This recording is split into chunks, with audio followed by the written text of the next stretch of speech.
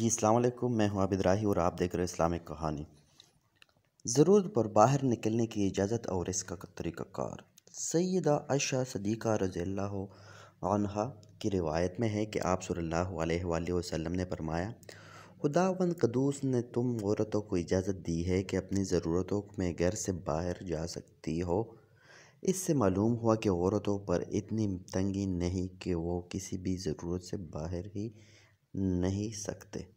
موت، ولادت میں، بیماروں کی عیادت میں، ازواج والدین کی ملاقات کے لیے ہاں، مگر ان امور میں شرعی فردہ اور شوہر کی اجازت لازم ہے، اور یہ کہ تنہا نہ جائے، کسی مرد کو ساتھ لے لے، اور اگر قریبی علاقے میں جانا ہو اور مرد نہ ہو تو کسی چھوٹے بچے ہی کو ساتھ لے لے تاکہ وہ اوباش لوگ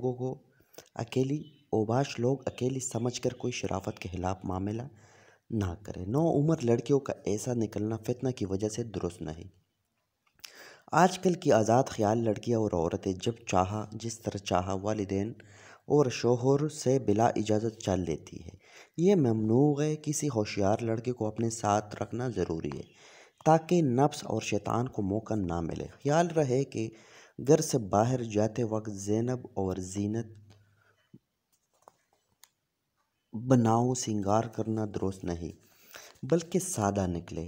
چنانچہ مجالس الابرار میں ہے کہ ابن حماس رحمۃ اللہ علیہ نے کہا، عورتوں کو اس وقت باہر نکلنے کی اجازت ہے جبکہ بناؤ سنگار میں نہ ہو۔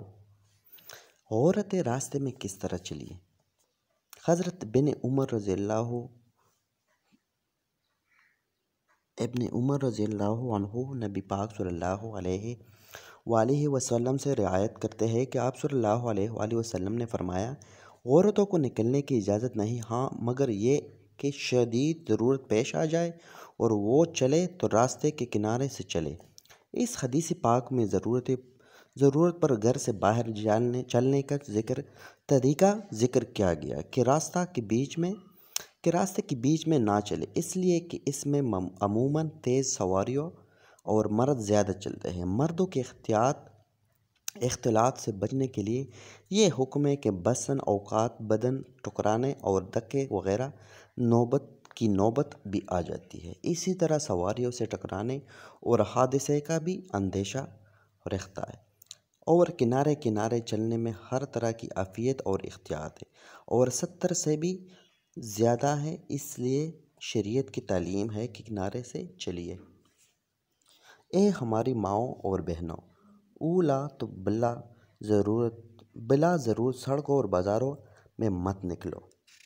دل بہلانے کے لیے کسی صالح عورت کے پاس گھر میں چلی جاؤ۔ اگر کسی شدید ضرورت کی وجہ سے نکلو تو سڑک کے کنارے چلو۔ اپنی شرافت، حیا اور عفت کو باقی رکھو، اس میں عافیت اور ثواب ہے۔ عورتوں کو چاہیے کہ راستے کے کنارے پر چلے۔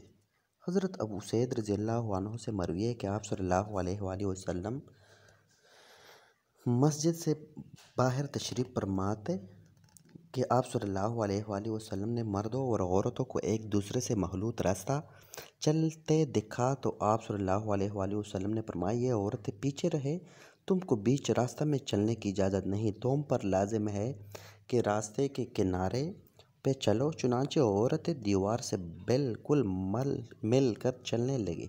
عورتوں کا مردوں سے اختلاط ممنوع ہے۔ راستہ میں عموماً مردوں کی بھیڑ ہوتی، ایسی صورت میں عورتوں کا بیچ میں چلنا بہتر نہیں ہے۔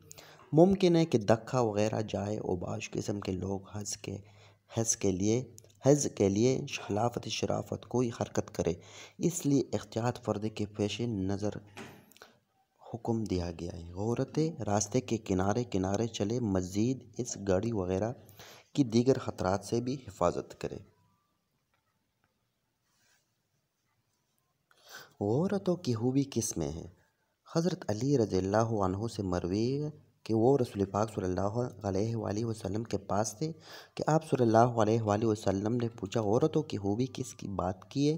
لوگ خاموش رہے۔ میں واپس آیا تو فاطمہ رضی اللہ عنہا سے پوچھا کہ کون سی چیز عورتوں میں خوبی کا باعث ہے؟ انہوں نے کہا اس طرح رہے کہ اس سے کوئی مرد نہ دیکھ سکے، یعنی پردہ کا اختتام رکھے۔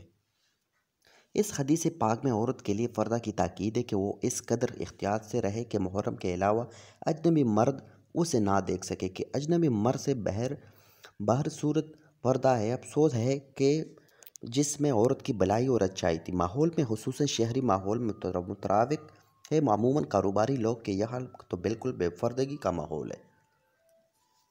نوکر چاکر مزدور کام کرنے والے بلا جھجک ان کے پاس آتے ہیں اور ان کو گھروں میں چلے آتے ہیں۔ امید کرتا ہوں آج کی ویڈیو آپ کو پسند آئی ہوگی۔ ویڈیو پسند آنے کی صورت میں ہماری ویڈیو کو لائک کرے، شیئر کرے، کومنٹ کرے، اپنے رائے ضرور دیجیے گا۔ تب تک کے لیے رکھے گا اپنا اور اپنے پیاروں کا بے تحاشا خیال۔ اللہ حافظ۔